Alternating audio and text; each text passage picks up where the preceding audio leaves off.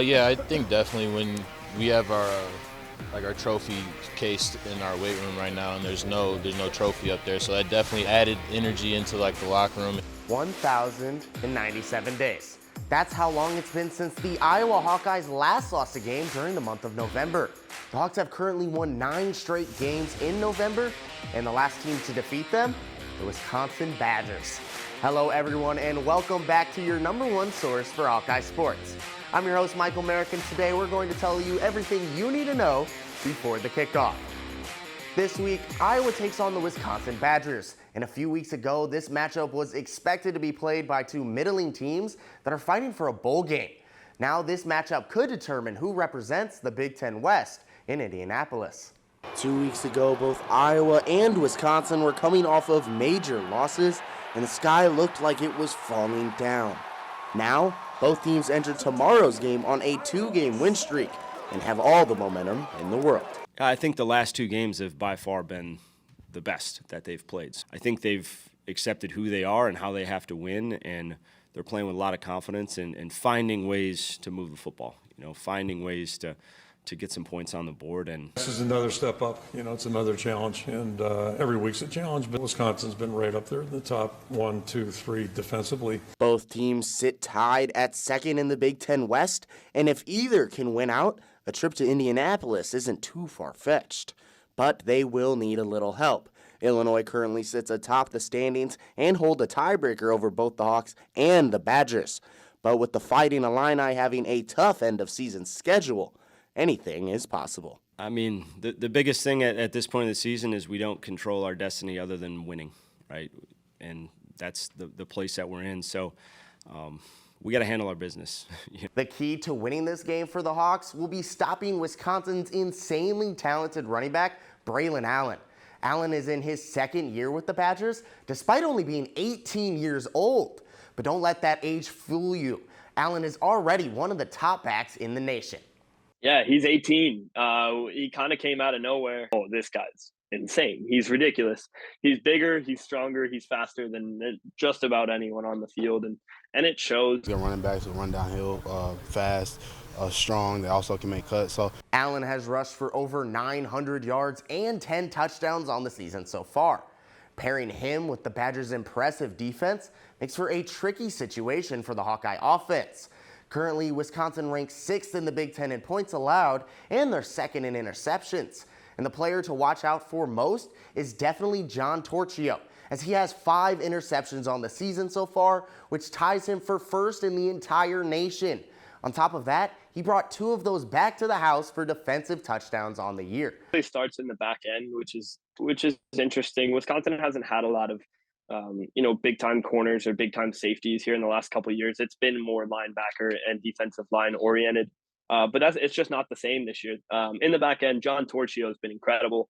He's one of the nation's leaders in interceptions and has been really good at, just being a ball-hawking free safety. But don't sleep on this Hawkeye offense, especially with the emergence of true freshman running back Caleb Johnson. The last 2 weeks, Johnson has put up nearly 300 yards, including a historic game a week ago when he went for 200 yards, the second most ever for a freshman Hawkeye. And that earned him both Big Ten Freshman of the Week and Big Ten Offensive Player of the Week honors. If Iowa wants to reach Indianapolis again this year, they need to let Caleb Johnson carry them alongside their stellar defense. He's flashed, since he got here, but he works hard. He's got a really good attitude and very talented, so he's doing a nice job.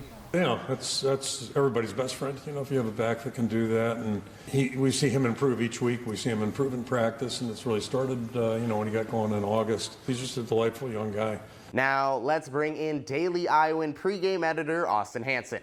Austin, Graham Mertz is a very polarizing quarterback in college football. There are a few weeks where he looks really incredible, but most he looks very mundane.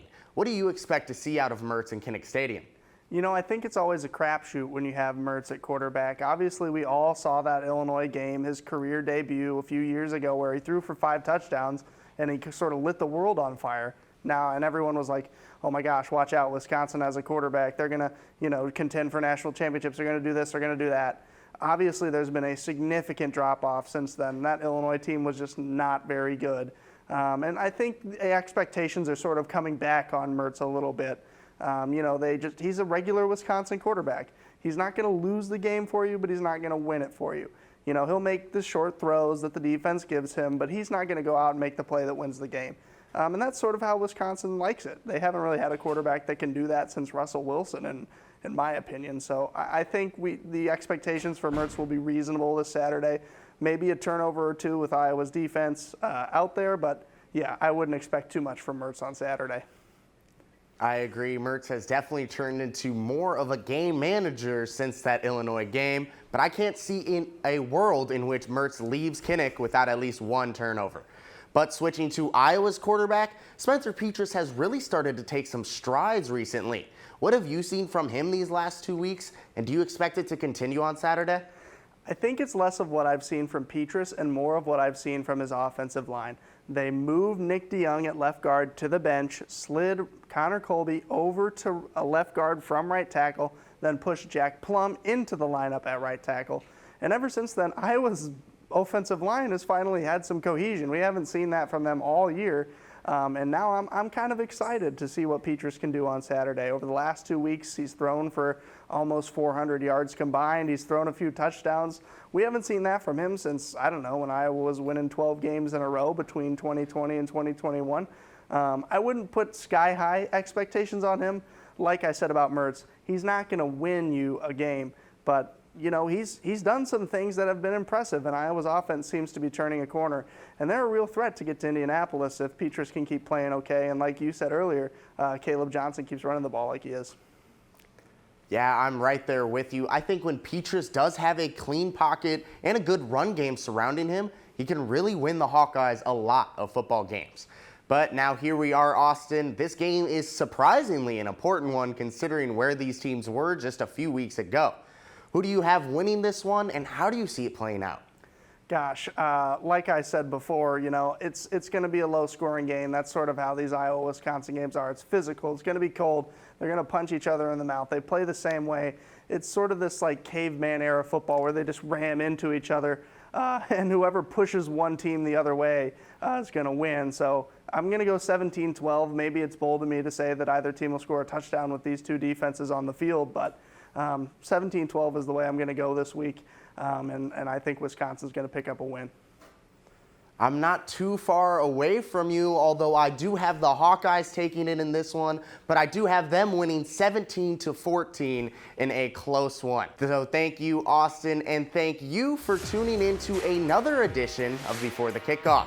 Be sure to tune into the Daily Iowan website and YouTube page for all the latest on everything Hawkeye sports. From the University of Iowa, I'm Michael Merrick, and have a wonderful weekend of football, everybody.